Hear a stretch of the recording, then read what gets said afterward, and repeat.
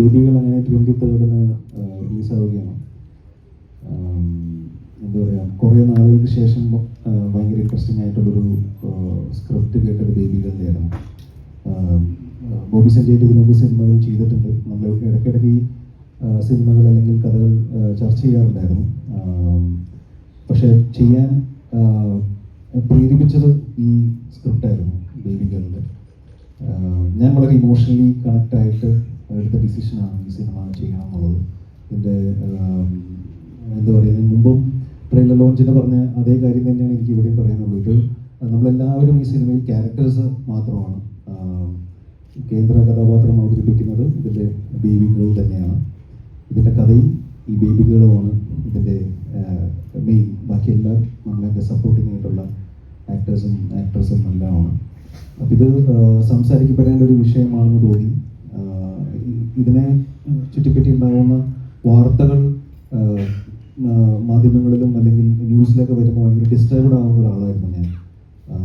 അപ്പോൾ അതിനെ പറ്റിയുള്ള ഒരു സിനിമയായിട്ട് വരുമ്പോൾ അതിൻ്റെ ഒരു ഭാഗമാവണം തോന്നി എടുത്തൊരു ഡിസിഷനാണ് ബേബികൾ ചെയ്യാന്നുള്ളത്. ഈ സിനിമയുടെ പിന്നിലൊരു കോസ് ഉണ്ട്. അതെല്ലാം നമുക്ക് സിനിമ കണ്ടു കഴിയുമ്പോൾ മനസ്സിലാവും, അല്ലെങ്കിൽ ക്ലൈമാക്സ് കാണുമ്പോൾ നമുക്ക് മനസ്സിലാവും ഈ സിനിമ നമ്മളെല്ലാവരും പ്രേക്ഷകർക്ക് മുമ്പിൽ പ്രസൻറ്റ് ചെയ്യുന്നതിൻ്റെ റീസൺ എന്താണെന്നുള്ളത് ഇതിൻ്റെ എൻഡ് ആകുമ്പോൾ നിങ്ങൾക്ക് മനസ്സിലാവുന്നതാണ്.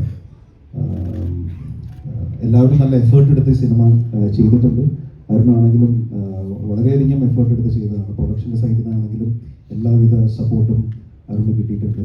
അപ്പോൾ ഒരു നല്ല സിനിമ പ്രസൻറ്റ് ചെയ്യാൻ പറ്റും എന്നുള്ളൊരു പ്രതീക്ഷയിലാണ് ഞങ്ങൾ 23-ാം തീയതി വരുന്നത്. പക്ഷേ എല്ലാം പ്രേക്ഷകരാണ് തീരുമാനിക്കുന്നത്. പ്രേക്ഷകർക്ക് വിട്ടുതരികയാണ്. നിങ്ങൾ സിനിമ കാണുക, കണ്ട് ഇഷ്ടപ്പെടുമെന്ന് ഞങ്ങൾ വിശ്വസിക്കുന്നു. ആ സപ്പോർട്ട് ഉണ്ടാവുമെന്ന് വിശ്വസിക്കുന്നു. നമ്മൾ ഒരുപാട് പ്രൊമോട്ട് ചെയ്ത് അല്ലെങ്കിൽ ഒരുപാട് ഇൻ്റർവ്യൂസ് അല്ലെങ്കിൽ അങ്ങനെ ചെയ്യാൻ പറ്റുന്ന ഒരു സിനിമയല്ല. അത് നിങ്ങൾക്ക് സിനിമ കണ്ടാലാണ് മനസ്സിലാവുള്ളൂ. നമുക്ക് ഇങ്ങനെ പോകാൻ പറ്റുള്ളൂ. അതുകൊണ്ടാണ് നമ്മളത്രയും ഇതായിട്ട് പോകുന്നത്. അപ്പോൾ നിങ്ങളെല്ലാവരും കൂടെ ഉണ്ടാവണം. Thank you. എല്ലാവർക്കും നമസ്കാരം. ആക്ച്വലി ഭയങ്കര ഓവർവെൽമിംഗ് ആയിട്ടാണ് ഇപ്പോൾ ഇവിടെ ഇരിക്കുന്നത്. എല്ലാവരും ട്രെയിലറൊക്കെ കണ്ടിട്ട് ചോദിച്ചുകൊണ്ടിരിക്കുന്നുണ്ട് എന്താണ് പരിപാടി, ട്രാക്ക് മാറ്റുന്നതാണോ? അങ്ങനെയൊന്നുമില്ല. നമ്മളിങ്ങനെ കരിയറിൻ്റെ പാത്തിലൂടെ ഇങ്ങനെ മുമ്പോട്ട് പോയിക്കൊണ്ടിരിക്കുമ്പോൾ ഒരു ജംഗ്ഷനിൽ എത്തും. അവിടെ നിന്ന് ടേൺ എടുക്കേണ്ടി വരും. അപ്പോൾ നമ്മുടെ കൂടെ ഉള്ളവർ, ഇഷ്ടമുള്ളവരൊക്കെ നമ്മളുടെ കോമഡികളൊക്കെ എൻജോയ് ചെയ്യുന്നുണ്ട്. അത് മാറ്റിയിട്ട് വേറെയും നീ എന്താണ് ചെയ്യുന്നതെന്ന് കാണാൻ ആഗ്രഹമുണ്ടെന്ന് സംസാരിച്ചു തുടങ്ങിയ സമയത്താണ് എന്നിലേക്ക് ഈ കഥ എത്തുന്നത്.